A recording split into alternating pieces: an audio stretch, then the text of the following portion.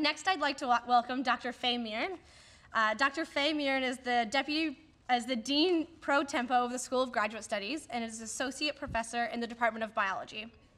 She completed her Bachelor's of Science here at Memorial, her Master's of Science at Acadia University, and her PhD at Queen's University. Her research interest has always been focused on fungi, and particularly cell biology of insects, pathogenic fungi, and more recently, the ecology of mycorrhizal mushrooms in the boreal forest.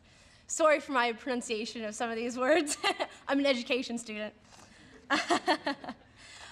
Dr. Faye Murrin has served in a number of positions on the Council of Mycology Society of America and was awarded the title of MSA Fellow for her contributions. She was awarded the Women in Science and Engineering Lifetime Membership Award for founding co-director of the Women in Science and Engineering Summer Program. Dr. Faye Murrin participates in the public lectures and workshops and is the director on the board of the Newfoundland Forestry Incorporated. Please welcome Dr. Faye Murrin.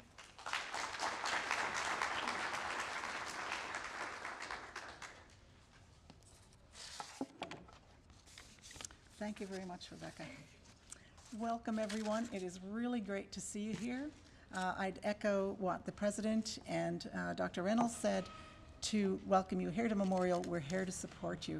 I would like to thank Dr. Kachanowski for taking time out of his busy schedule to be here with us and to give us such inspiring words. And also to Dr. Reynolds, many thanks for, again, those, I thought they were great inspiring words. I'm like, oh my gosh, you know, wow, what am I going to say when I get up there? That's really good. But I think you'll find I'll echo some of their sentiments and really thank you for putting it so eloquently. I'd also like to thank Ashley Forstall from the School of Graduate Studies over here, and Rebecca and her group at the Graduate Students Union, who of course are responsible for organizing all the orientation events. And thank you so much for that, because it's a lot of work. They've been working at it a long time. So I wonder if you join me for a moment and just thank these guys for lunch and everything that you're going to get. Okay, let's see if I can start this little guy now. Oh, there's a welcome. Ah, look at this. Why would I put this type of a slide up? I think we've already had an allusion to this. We know that you are accomplished people when you arrive here. As the President said, if you weren't, you wouldn't be here. However, as far as your graduate program goes, you're really pretty new at this. You're going to, we hope, grow in this program, and I hope we're going to help you do that. One of the things that a lot of people, and graduate students are no stranger to this, is, and this is a reminder, this is kind of not quite so eloquent as the President and Dr. Reynolds were talking about, but I wanted to talk to you about the imposter syndrome. Does anybody know what that is? It happens when you take on a new task and you feel like, oh my gosh, I don't belong here. Somebody is going to find out I don't belong here. I'm not really good enough. I want you to know that you're not alone if you feel that way, and I don't want you to feel that way. As a matter of fact, all kinds of people have this kind of, insecurity when they start things. It's a well-documented psychological thing. And I want to share a secret with you. It's not a really big secret. Maybe it's a secret to you guys. It's not a really big secret. This is my first day as Dean of the School of Graduate Studies. This is my first event as the Dean of the School of Graduate Studies. So I am with you guys. I am with you guys. This is an orientation and a start for me, and I'm really happy to be doing this with you. I'm sure I'll have days when I'm sitting around council and saying, oh my God, what am I doing here? I don't know what I'm talking about. But we'll get over that. You'll find that all the time, and hopefully we will put the imposter syndrome and step forward and go where no man has gone before. Okay, so there's a lot of new starts today. So some of the supports have been alluded to already, and we'll talk about a few of those to get you through your graduate program in the best way that we can. One of those supports is this one here. Who knows who this is or what this is? No, I see some people shaking their heads. Wow, you must be absolutely new to graduate school. How many master students do we have here? Okay. Oh, lots, okay. How many master students don't know what this is? Okay, a few, okay. I should have asked how many do know, shouldn't I? Be more positive. This is a comic book called PhD, or a comic strip called PhD Comics. It's written by Jorge Cham. Jorge has been here a number of times. He's got a PhD, I think, in physics from a very prestigious US university. He's a researcher. He's done all kinds of stuff.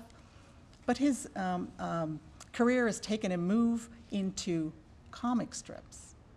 And they are fabulous. If you don't know them, go to them. They're so good, you'll recognize yourself in them, and you'll say, oh my gosh, I'm not alone. This is hilarious. And he is. He's quite hilarious. He stood at this podium and made us all laugh.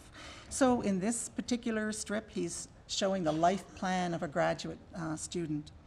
However, we know that there's lots of things that, although there's a life plan of going to college, what else? Finish college, go to grad school, get married, maybe for some people, write thesis, buy house.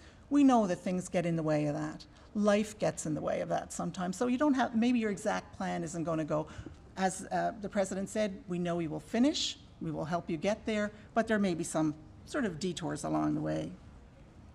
So in general, one of the supports, go online, Google PhD Comics, and enjoy them. They're really, really important. We want you to face challenges at this university. Who's that? Do we know who that is? Yeah, that's right. We want you to face challenges at this university. We don't want to freak you out entirely, but we want you to face challenges. We want you to take risks. We don't want you to be, crazy about taking risks, good calculated risks. We want you to grow. We want you to grow in your programs. So what kind of challenges might you face in graduate school in order to be a part of the graduate school, your graduate program, be a good team player, or maybe, as the guy in the front here, maybe a leader in your program, maybe in your lab, in your field, and into the future. There's a number of things to avoid. The imposter syndrome is one. Laugh at that when it comes up. You deserve to be here. You're fabulous. One of the things that this little guy tells us is something that Jorge Cham in his PhD Comics has made. I don't know how much money he's made, but he's made a career of it, and that is procrastination. It's something we all have to deal with, I think. Is there anybody here never worries about procrastination? Two in the front row here, maybe. Andrew. I know for me, I've got this sort of strategy where I do procrastinate. But what I do when I'm procrastinating is I get to the tasks that I procrastinated on last week. So it's actually a pretty good, strategy for making progress. Another thing that you will face is public speaking. Next to death, this is the greatest fear of the human condition, public speaking. So take any opportunities you can to speak in public. The first time I spoke in public, and it was as a graduate student to a group like this, not unlike this, was in the U of T room where everything was focused, and I think I had an out-of-body experience. People said I did all right, but I had no idea what was coming out of my mouth. So it worked okay, so don't worry about it. Jump into it, and even if you make mistakes, learn from them. That's what grad school is for. There's a new initiative that was introduced last year called the 3-Minute Thesis Challenge. Does anybody know what that is? It's pretty awesome. It started out last year. You do some competition. You get 3 minutes and 1 slide to talk about something that you're passionate about, perhaps your research, or your research is what it is.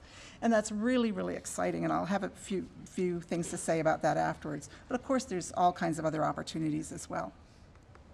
The other thing is, of course, is the fear of making mistakes. This poor guy, we've all had these kind of dreams. You show up, you show up in front of class and you go, oh my God, I'm in the wrong class, something like that. Fear of making mistakes. You don't have to be perfect. Again, echoing Dr. Reynolds. Learn to be imperfect. We don't expect you to be perfect. We expect you to work hard, to grow in your program, and to take advantage of everything we can offer. I think the term now that is embrace the struggle if we can. So hopefully today and during your graduate program over the next few years, you will be given some tools to help you have the vision to see how you can become what you want to be. This is pretty cute. I like that one. And to be able to see yourself grow. So how do you get through graduate school? How do you jump through hoops, over obstacles, and get your degree in the end, and have Dr. Kachanowski shake your hand and maybe me put a hood on you at the end of convocation with your degree? Dr. Leonard Lai is going to speak to us about how to be successful in graduate school later on today, and I don't want to take too much time here to talk about this, but I want to talk about one thing which I think is the most important thing, and that's communication. Communication. You don't ever want to think that nobody's going to listen to you, or that we don't want to hear your voice. You have to find your voice. Many of you have it already, I know. Maybe some of you have too much of it, I'm not sure. But we want you to be able to speak up, to be able to communicate, and that communication goes in both directions. This is a little dog and a first-day dean of the School of Graduate Studies working on communication skills. That little dog is taking a risk on a little teeter-totter table, and we have to have a lot of back and forth communication for him to succeed. We do all kinds of other things, again, a lot of back and forth, trust and communication, and I think that's really important. And we ended up with our certificate in the end and was pretty happy, so I wish the same thing for you. So you want to be as communicative as you can. Primarily with the most important maybe with your supervisor, if you're in a research program, a thesis-based program, or even if you're in a course-based program, you have a grad officer or perhaps a supervisor assigned to you as well. So in the role of supervisor and supervisory committee members are key components to your success, and the success especially in research-based programs, but all programs in general. So, cultivate that and pay attention to that. Luckily, we have some very outstanding faculty here at university, at Memorial University. We're a world-class institution. We've got great faculty members. The numbers may have changed a little bit since, but we have recently a lot of awards won by our faculty members, including the 3M Teaching Awards, the most prestigious teaching awards that are given for teaching. We have a number of research chairs here. Some of your supervisors may be research chairs, again, prestigious, and over 100 graduate programs that those faculty members are involved in, and many of you are taking part in those programs, or all of you. 2 years ago, the President's Award for Outstanding Graduate and Postgraduate Student Supervision was instituted. These are our first two award winners, Dr. David Snyder of the Departments of Ocean Science and Biology. He was our first, the inaugural winner. And Dr. Lisa Rankin of the Department of Archaeology was our last year's winner. The committee has met and decided the third one, but we can't tell you that yet. That's left to the president. He gets to tell you that. So that will be a little later in the year. But we're very proud of these people. And the dossiers, when they come in for the nominations for these outstanding graduate student supervisors, are absolutely astounding. They are not the only supervisors who do that well. There's a lot of good supervisors out there. I'll refer a little bit to this, about this excellence again in a moment. But I want you to know we have some great supervisors here. And you need to be able to communicate with them. Some of the great supervisors, they're going to open you up and communicate with you. You may have to work on your supervisors. They may not be the greatest communicators, but you guys can work on it and work through that. And I think that if it's not your supervisor, it may be somebody on your supervisory committee who acts as a stronger mentor to you, somebody you click with a little bit more. And that's okay too. Just make sure you have that support around you. So for a good start, conversations with your supervisor or your mentors.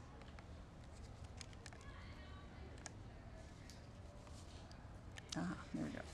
So first of all, talk to your supervisors about expectation, roles, and responsibilities within the lab, what's expected of you, if it's a lab or in your thesis work.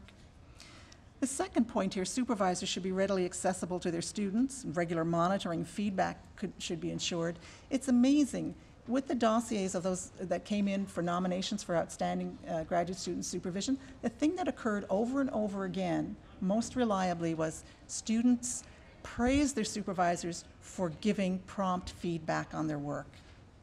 That seems like such a small thing in some ways, but it has a huge impact on your program. So, you can talk to your supervisor about that. And of course, it works both ways. Your supervisor will be so happy if you promptly communicate with them, or if there's a thesis chapter to be written or something, that's done in a timely fashion. That's a great phrase to try to remember.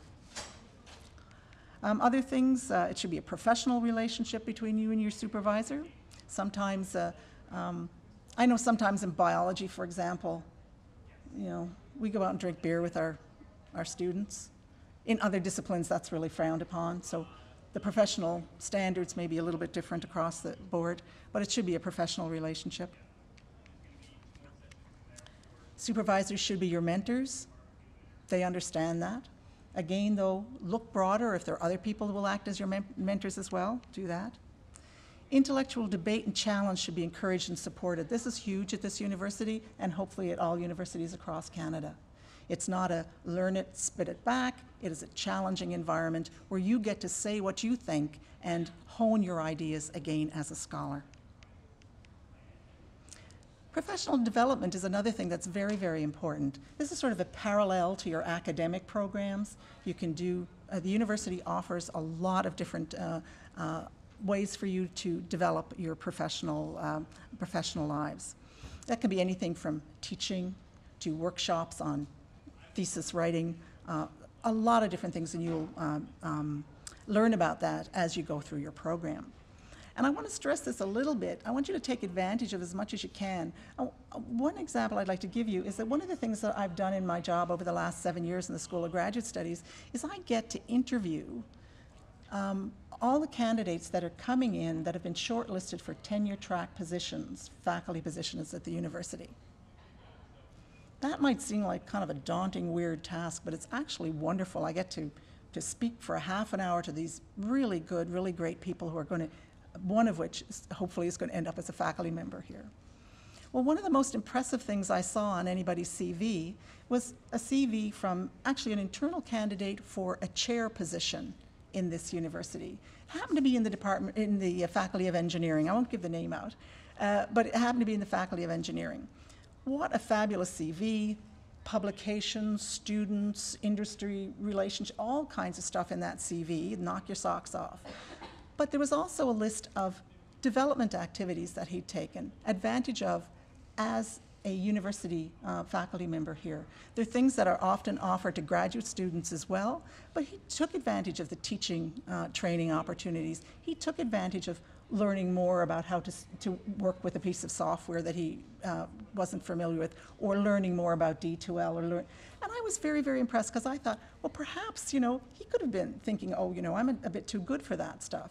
But really, I think, just sort of shows how he adds to his education and keeps learning as he goes through. So any of the professional development stuff, you can't do it all, but, really seriously look at it, because it very much adds to your abilities.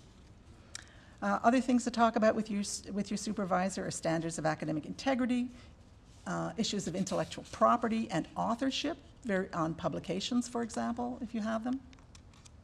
And of course, if there are any conflicts, try to address them early on and resolve them that way.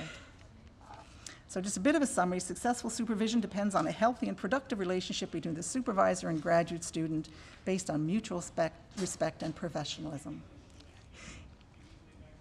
And again, Leonard, I think, will be talking a little bit more. Dr. Lai will be talking a little bit more about this later on. I'd also like to say, though, that communicate not just with your supervisors and your supervisory committee about your work, but the broader community. Look around you. Look around you. Even in this room here, you might think, oh, this person is a graduate student who may be in a different area than I am. But take the opportunity to communicate wherever you are with whomever you're with. The person who's sitting next to you may later on be on a panel who's judging a grant proposal of yours. So it's not just, your supervisor who's going to be helpful to you. Some of your colleagues and peers are going to be very important to your life and to your progress as a graduate student, and perhaps beyond as well. A passion for your work is really, really important. It's not the only thing, but I think a passion is really, very important. I'm a mycologist. as I was introduced. And these are some of the organisms that I absolutely love and am very, very passionate about, always will be. It's a strange thing, but true. I'm hoping that all of you are the same about, or will be the same about the work that you do. And the communication about your work, take every opportunity to do that. Talk about it. Oops. Oh, sorry. Let me go back one here. Am I missing this? Okay. Talk about it. I mentioned earlier, sorry about that. I talked earlier about the 3-minute challenge. That's pretty nice. We actually had a lot of competitions here, and the winner here, who is a psychology PhD student by the name of Kirk Luther, went on to the regionals and the nationals, where he placed in the top 3 and was the people's choice. So we've got some great communicators here and some a great background with that. Talk about it other ways as well. If you're in a course-based program, you may be interested in knowing that recently the G20 Global Business Challenge, our MBA student, not our MBA students, an interdisciplinary group of students, graduate students from this university, made the finalists, and they will be competing nationally in the case competitions. Really, really, very, very prestigious. So talk about your work, write about your work. Maybe you'll write a blog, maybe you'll put a paper into a conference. Perhaps you'll just talk about it in your lab or in your research group, and of course in any of the courses that you do. Write about it. Write about it. If you're writing about it, your supervisor is going to help you. The Writing Center, as you saw downstairs, is a really great resource. Whether you just want to polish something up you think you've done really well on, they may be helpful, or if you're struggling with something, they're great as well. We also have a workshop called Thesis Boot Camp, and maybe you'll hear about that a little later on. Just one brief mention, of course, we're here to support you, but you do have a lot of responsibility yourself for being very proactive in your program. This is another Jorge Cham comic, and I love this one. It's 5 p.m. and I haven't done anything today. Why? Did I waste the whole day doing stupid things that don't matter? Must do something. Reads one paragraph of a paper. Phew, right? I think I've done that. Not recently, really. I don't do that anymore, but I've done that. So obviously, you take responsibility as well. A little bit of trouble. Oh, there we go. Okay, so my talk wouldn't be complete without some numbers and some facts. This is a pie chart. This is the only chart I'm going to show you, so you need to memorize this one very, very clearly. So the yellow portion is the portion that looks like Pac-Man, and the dark portion is the portion that does not look like Pac-Man. Do we all still know who Pac-Man is? Yeah, okay, good, good. All right, so let's just look at some numbers here then, and put your graduate programs in some context, or some further context. Canadian universities award approximately 5,000 doctoral degrees annually. Pretty impressive, so you're a member of a large group, and of course a larger group for all graduate students together. The most popular field of study is business and management, then finance and accounting, and then others as well. Very, very interesting to me. That's been a great sea change since I was a graduate student. When I was a graduate student, arts and science were the most popular fields of study, so things have changed. In another few years, it may change again, but right now, these are the popular areas. The average age of doctoral graduates at graduation is 35 years of age, and take an average of 5 years and 9 months to complete their PhD. I think we do a little bit better than that. Here at Memorial, I'm happy to, or quite a bit better than that, 5 years, so that's good. And we're working really hard, like with the thesis boot camp, to get that down even further, so it's kind of interesting. The majority of students are married at the time they receive their PhDs, and a third of these have dependent children. Half of these find a partner during graduate school. So, look around you. If you're single, your future partner may be not too far away. So not only maybe will you make connections and networking for your research, but in life as well. The next one's kind of interesting. Married men show better outcomes than single men. So having a wife is a really big help in grad school. Same outcomes for women married or single. Okay, guys, you're going to have to step up a bit there. Okay, something that overall 7 out of 10 graduates state their primary source of funding comes from fellowships, scholarships, research or teaching assistantships. I'm sure most of you can say that. That's fairly straightforward. Today, there are more than 200,000 students pursuing full-time and part-time degrees in Canada. Sounds like a lot, but really it's still a pretty top-tier group of people. Doctoral graduates in particular have a significant impact on Canada's long-term economic prosperity. So do master's students as well, but particularly doctoral students because of the thesis-based work that they do. They contribute to innovation and productivity. Next one's a little odd. Science and business students, I had to read this a couple of times. Science and business students appear to have higher pay expectations. They appear to have higher pay expectations compared to arts and humanities students. I'm not sure what the actual rates are at the moment, but they have higher expectations. My question here was, what do engineering students? They're not included in here. I would think they have hugely high expectations, but I'm not really sure. So just a few here, doctoral students, graduates who plan to do postdoctoral positions have a median income of $54,000, while those who enter the labor market have a median income of $72,000, so you might like that. 2007 is quite a while ago. The largest earnings gap existed between the bachelor's and the master's level, suggesting that investing in future postgraduate work is financially beneficial. So that's a good thing for you to keep in mind. So hopefully that's a good thing. So I'm going to just leave those other two and skip along to the next one, if you don't mind. I just want to finish up by saying that, remember, you are a work in progress, as am I, and as are we all. And so challenge yourself, but remember you'll be more likely to succeed with some balance and support and a team around you, including your family and your friends. There's nothing more therapeutic than going out with your friends on a Friday night or whenever. And your supervisor and department, of course. And I'd definitely like to add to that, this group of people, some of which have changed. Is a little bit of an old, this is the staff of the School of Graduate Studies. We are just down the way there. Many of you have been to our office already, and we'll hope we'll see more of you. And anything that we can do, please let us know. One person I've alluded to already, look, I have a pointer. This gentleman here, I'll point him out, Andrew Kim. So how many of you have spoken to Andrew already? Some of you? Yeah, a lot of people know Andrew. So I'd like to thank Andrew, and he is just one of a group of 20 of us in the School of Graduate Studies who really want to help you have a great time as graduate students and do the best in your program.